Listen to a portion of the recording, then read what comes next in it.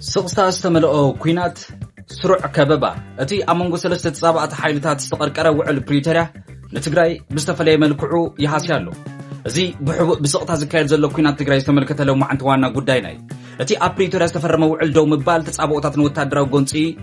دو يبلون بر نتقرايني حق سلامي يمسأنزلو لومي أب تقراي زكاير زلو كوينات بنفرتن درونات زي كونس بحقاوي مسرحتات بقطباوي متصبا بوليتيكاو عقرقر محبراوي منصاقن استحلال خسرعنا يبدخام مبتان استراتيجيون كم زغنم تنتنت بوليتيكا يقلصلو ازي نب حديش وديت ويد ما حديش كوينات كلن تناوي كوينات زوبا يقيرلو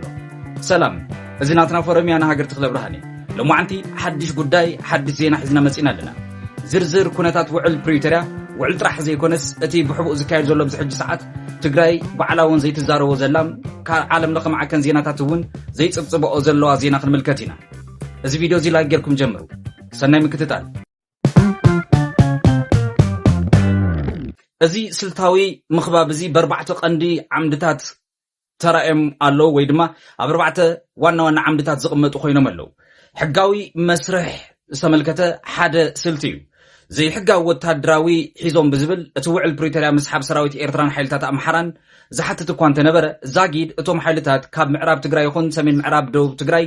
ከምኡውን ሰራዊት ሻዕብያ እውን ኣይወፅን ዘሎ በንጻሩ እቲ ጸቕጥ ድማ ቀፂሉ ዘሎ ኣሽሓተ መዛበልቲ ኣብ ሕሰብ ንኽነብሩ ዝገበረ ኩነታት እዩ ምጥቃም እዚ ተናሕናሕቲ ዞባታት ወይ ድማ እዞም ዘዋጥጡ ገለ ዝብሉ ዝጥቀምሎም ቃላት እውን ምዝተታሒዙ ዓይነት እቲ ኩናት እውን እዚ ንቅዋም ሃገር ዝጻረር መፀውዒ ብምጥቃም እቲ ኣብ ለካቲት 2026 ከም ኣቆጻጽራ ፈረንጂ ፌደሬሽን ቤት ምኽሪ ሃገር ወሰንቲ ዞባታት ትግራይ ከም ሕመራ ዓድረመፅ ጸለምቲ ራያ ኣላማጣ ኮረም ኦፍላ ምስ تزول لخنة تتحيز خابت زكايد مرز أو تسايق خنا بمقبر زدمان تجراي كم حدا بوليتيكا وأكل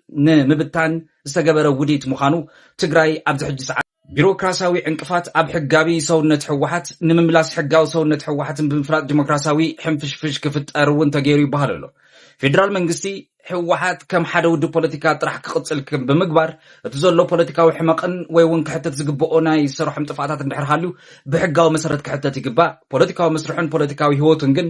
ክሽፈን ወይ ድማ خطف ኣይግበኦን ዝብል ከሲ ዝቀርብ ረድኤት ከም መሳርሒ ጸቕጥ ጌርካ መቅራቡን ምስ ውድብ ፖለቲካ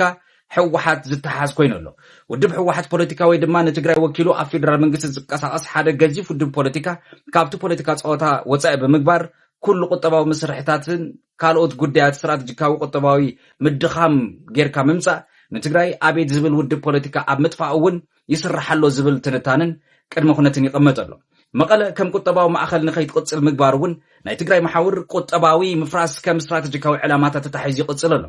በጀት ምዕጻው ጽግዕተኛ ምግባር ትግራይ ካብ ፌደራል በጀት ናይ ልምዓት ፕሮጀክትታት ምንጻግ ደሞ ሰራሕተኛታት መንግስቲ ንኸይኽፈል ምግባር እዚ ወንጀል ይኽብል ኣዲስ ስታንዳርድ እውን ጸብጺቦሎ እንቅፋት ዳግመ ህንጸት ዝተመልከተ ክንምልከት ከለና እቲ ኣብ ውዕል ፕሪቶሪያ ተስማዕምዑሉ ናይ ዳግመ ህንጸትን ሓገዝ በጀት ክሳብ ሕጂ ብግብሪ ኣይወረደን ዘሎ በንጸሩ እውን ወሰንቲ መሳርሕታት ሕርሻ ኢንዱስትሪ ንኸይኣቱ እውን እንቅፋት ይግበር ከም ዘሎ ዜናታት እዮም ዝወጹ ዘሎ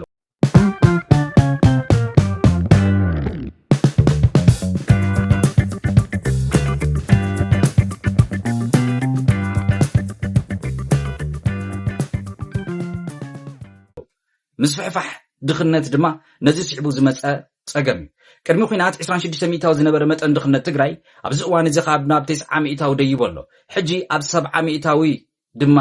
ተገቲሮሎ እዚ ብሰንኪ ስርዑ ቁጠባዊ ማዕቀብ ዝመፀ ምዃኑ ተንተንተ ስነ ቁጠባ ይገልጹ ፖለቲካዊ መሳርሕታት ዘይምርግጋ ኣብ ትግራይ ፖለቲካል ኢንስትሩመንትስ ኦፍ ዲስታቢላይዜሽን ከመይ ይኸይደሎ ደገፍ ንተጻባእቲ ዕጡቃት ጉጅለታት ብምግባር እቲ بسقطة زكاير زلو كوينات حدا يتبايلو مسناي أمحرا حيلتات كومو دما مس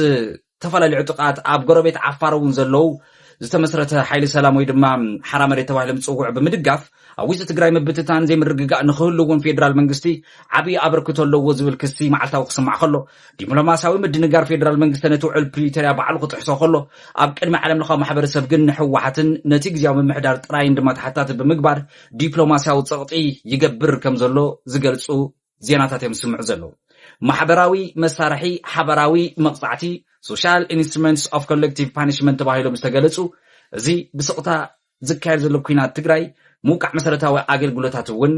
ዝወሰኸ እዩ ወይ ድማ ዘጠቃልል እዩ ደሞዝ መምህራን ሰራሕተኛታት ጥዕና ብምዕፃው ትምህርቲ ክዓኑ ብምግባር መጻኢ ወለዶ ንሓደጋ ክበፅሕ ወይ ድማ ክቃላዕ ምግባር እውን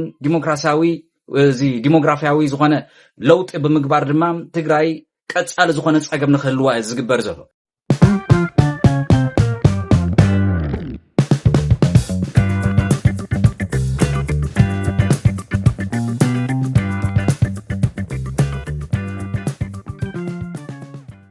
ብሰንኪ ሰላም ተስፋ ምስኣን ወፃኢኦም ዝፀለመቶም ኣሽሓት መንእሰያት ትግራይ ብሓደገኛ መንገዲ ካብ ኢትዮጵያውን ብምውፃእ ናብ ዓረብ ሃገር ይስደዱ ከም ዘለው ኣብ ውሽጢ ኢትዮጵያ ድማ ናብ ዝተፈላለዩ ክልላት ከተማታት እውን ሓፂሎም እግሮም ናብ ዝመርሖም ይጠፍኡ ኣለው ፀቕጢ ህዝቢ ትግራይ ድማ መንጎ ሰለስተ ሓይልታት ተቐርቂሩ ኣሎ እቲ ኣብ ኣዲስ ኣበባ ዘሎ ስርዓት ከምኡ ድማ ሓይሊ ኤርትራን እቲ ካብ ባዕሉ ሕወሓት ዝወፀ ካልእ ሓይሊ ድማ ኣብ ትግራይ ብሰለስተ ዝቐርቀረዎ ሓይልታት ኮይኖም ኣለው ክውሰዱ ዝግብኦም ማሕበራዊ ስጉምትታት ድማ ክንምልከት ኢና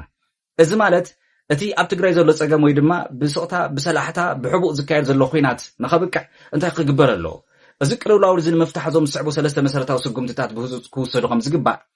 ስነ ፖለቲካ ምሁራን ይገልፁ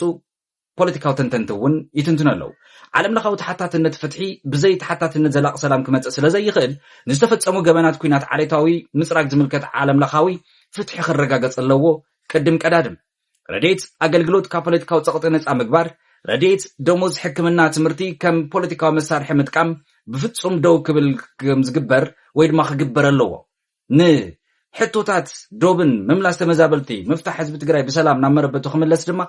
ሕቶ ዶባት ወሰንን ድማ ብመሰረት ሕገ መንግስታዊ ብቁልጡፍ ክምለስ ከም ዝግባእ እቲ መፍትሒ ተባሂሎም ካብ ዝተቐመጡ 3-4 ነጥብታት እቶም ገሊኦም እዮም እዚኦም ዓለም ለኻዊ ማሕበረሰብ ሕብረት ኣፍሪካ ሕብረት ኣውሮፓ ኣሜሪካን ሓዊስካ እቲ ኣብ ፕሪቶርያ ዝተፈረመ ውዕል ሰላም ብወገን ፌደራል መንግስቲ ዝግበር ዘሎ ስልታዊ ናይ ዘይምፍፃም ተግባር ክግንዘቡ ምግባር እዩ መራሕቲ ሕወሓት ወይ ድማ መራሕቲ ትግራይ ኣብዚ ሕጂ ሰዓት ከምቲ ትፈልጥዎ ናብ ስልጣን ናብ ወንበር ውጥጥ እንዲኦም ኣትዮም ዘለው ንትግራይ ግን ብቁጠባን ፖለቲካን ስልታዊ ከበባ ንኢትዮጵያ ዘላቕ ሰላም ንኸምፀላ እንድሕር ዳ ኮይኑ ግን እዚ ውዕል ፕሪቶርያ ብቁልጡፍ ክፍፀም ከም ዘለዎ ዝሕብር እዩ ስለዚ ትግራይ ኣብዚ ሕጂ ሰዓት ብስቕታ ብሰላሕታ ትጠፍእ ወለዶታታት እውን ናብ ዓረብ እግሮም ናብ ዝመርሖም ሓፂሎም ይጠፍኡ ከም ዘለው ዓለም ለኸ ማዕከን ዜናታት ከይተረፉ መዓልታዊ ፀብፃቦም ካብ ዝኸውን ውዒሉ ሓዲሩ ኣሎ ናብ ዝተፈላለዩ ከተማታት ኢትዮጵያ እውን ከምኡ ኣብ ኣዲስ ኣበባ እውን ብብዙሕ መልክዑ ኣብ ዘይግቡእ ቦታን ብዘሕዝን መልክዑን ክነብሩ ጀሚሮም ኣለው ኣብዚ ክንምልከቶ ዘለና ካልኦት ከተማታት ኢትዮጵያ ወይ ድማ ኣዲስ ኣበባ ካብ ትግራይ ዝሓሸትሉ መንገዲ ኣሎ ድዩ ኢልካ ክትሓትት ዝገብረካ ነገር እውን ኣሎ ኣብ ትግራይ እንታይ እዩ ዝካየድ ዘሎ እንታይ እዩ ዘሎ መንግስቲ ኣሎ ድዩ መራሒ ኣሎ ድዩ እንታይ እዩ ዝካየድ ዘሎ ብንጹር እቶም ኣመራርሓታት ከፍልጡን ንህዝቢ ርግኣትን ሰላምን ክህቦ ኣለዎም ሕዚ ክረምቲ ይመፅእ ኣሎ ብራብዓይ 5 ዓመት ሰባት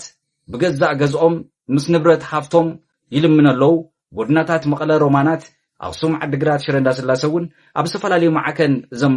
ቀፅርታት ኣብያተ ትምህርቲ በዚ ቸንዳ ወጢሮም ዝነብሩ ዘለው ብገዛእ ዓዶም